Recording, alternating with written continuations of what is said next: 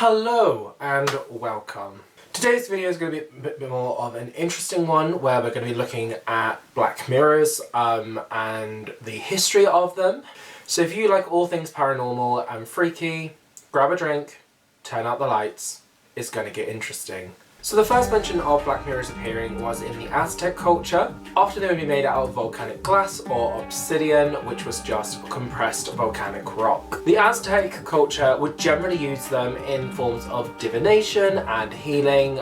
One example of this would have been if a child was suffering from soul loss. The practitioner would have a black mirror and look at the child's reflection in the mirror and look at the behaviour of the shadow, trying to retrieve it or trying to release the soul from an entity that had capture of it. Once Europe expanded into the New World and they had access to the black mirror, they brought it back, and it was then used in rituals believing to bring spirits back from the dead. It was often used by artists as well, generally painters and sculptors. What they would do is, after a long session of creating their art, they would then look into the mirror to kind of cleanse their mind of worldly information, helping them to gain a new perspective on the art that they were creating or the sculpture that they were making. Throughout history, after the black mirror was introduced to the European culture, it's been used in many things, including scrying, looking for hidden knowledge or sharpening your psychic abilities. It's been seen to be a portal or a door into the astral plane, and it's been used to talk to your spirit guide.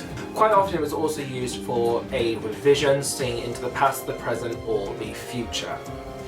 Now, a really famous figure in history that was well known for using black mirrors and experimenting with black mirrors to gain more knowledge on the astral and the spiritual plane was John Dee. Now, John Dee was an English Welshman and mathematician, as well as being an astronomer, astrologer, and an occult philosopher, and as well as being an advisor to Queen Elizabeth I.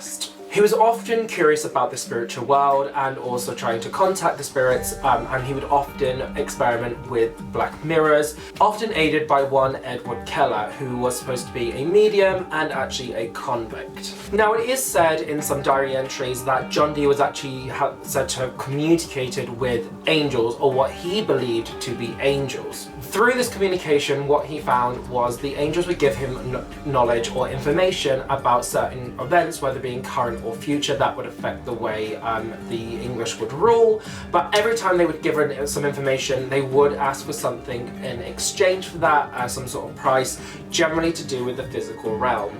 Now, it's not exactly said what it was that he was asked to do, but it is noted that whatever it was, it progressively became more and more dark. This led on to a lot of spectators believe that perhaps it wasn't angels he was communicating with, it was actually demons or some other dark entity. Obviously, we'll never know, but it is very curious in itself. Now, one thing that is noted was about how much he pushed Edward Keller to his limits. Now, it was said he would push Edward Keller to the brink of insanity by making him stare into the mirror for hours on end at a time. He said he could hear voices, he would see things, and often would dance between the lines of insanity and sanity very dangerously. It was through this, though, that Dee was said to have actually established the language of the angels, the language that's spoken by the angels, especially biblically when they look back up when they communicated with Isaac and other figures within the Bible. Now, coming on to more recent cases of black mirrors, in the American Traveling Museum of the Occult, there's actually a black mirror they have on display. Now, the story behind it is covered by Haley Reese on her channel, but I will briefly kind of go over it. It was said to be owned by a young girl's mother who was very fascinated by it, and they were looking to experiment with it. After some communication with her mother, she asked her what was going on with the black mirror. Her mother said it didn't work, it was broken, there was something wrong with it, but later found out that actually her mother was very frightened of it and said that she had seen and heard things that were not natural and were not normal. So she then gave it across to the Museum of the Occult, who then put it on display. Now, there have been many stories and many cases of people saying things that have happened when they looked into it. One of the most interesting cases that Hayley Reese actually mentions is of a woman who looked into it and saw a reflection of herself in a way that she did not like, so she put her hand there to cover it up. As she took her hand away, there was an imprint of her hand. She panicked and tried wiping it away, but it would not go. It wasn't until she threatened to smash the mirror that the handprint would eventually vanish. Other people have experienced nausea, headaches, hearing voices, seeing things, seeing into parts of the different future or the past. Many things are said to have happened around this mirror. Now, mirrors have always, regardless of if it's a black mirror or a normal mirror, they've always been said to be portals to other realms, whether the spiritual realm or into other worlds. Now, whether black mirrors are good or not is up for debate. I'm not going to be telling you if they are or not. I'm just kind of here to kind of present facts with you and kind of to review it. Now, obviously with John Dee, he genuinely truly believed that he was communicating with angels, but when you look at the Black Mirror in the Occult Museum of Occult, they said there was something very dark and sinister with it. Now, depending on your view of the paranormal, as I say, they're very much used as portal and they have a lot of energy around them. Now, scientifically, they say it's to do with the light and how the light refracts and how it absorbs some of the energy from the sun and the light that it refracts. Whether that's that or whether that's the same energy that it's picking up on, who can really say? But there is something about mirrors. Now, whether it's because they don't really hide anything from us, they are very much there to give you an accurate view of things, whether it's yourself or other things. You can't really hide anything. And I think a lot of people do kind of have this, not necessarily fear, but this kind of unease around mirrors. Like, you know, everyone has one in the bedroom or the bathroom, there's nothing sinister about that. But if there's a lot of mirrors, or that, you know, there's a mirror where there shouldn't be, there is something off about that, and it does make people very uneasy. I personally have had experience with mirrors where it has put me on edge and it has made me very uneasy. And obviously we have briefly in one of the other videos covered Bloody Mary, which is obviously a ritual surrounded around the mirrors.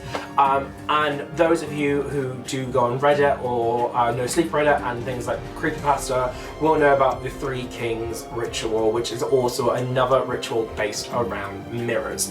And the whole concept of it is just opening up to another plane.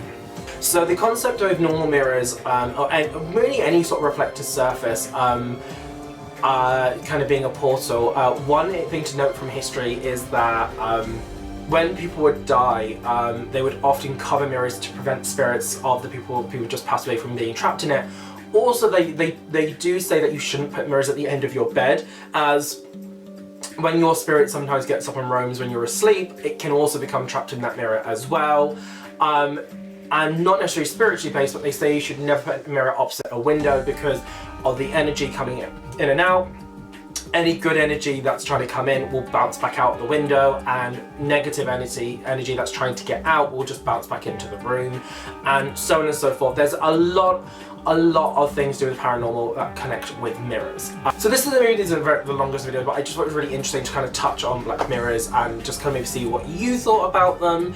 I would be very interested to see a black mirror in person, just to kind of see, maybe not like a really old black mirror that's been around for ages, maybe trying with a new black mirror, but I would be interested to see if it was any different from any other mirror. I'm going to leave this video off on there. Like I say, it was only a very brief one. I've not really had much time to do much research into other topics at the moment, so I've had to do a very brief one, and Black Mirror one as well that I was very interested in, that I kind of wanted to cover. So thank you very much for watching. If you do have anything that you'd like me to talk about or like me to discuss, do let me know.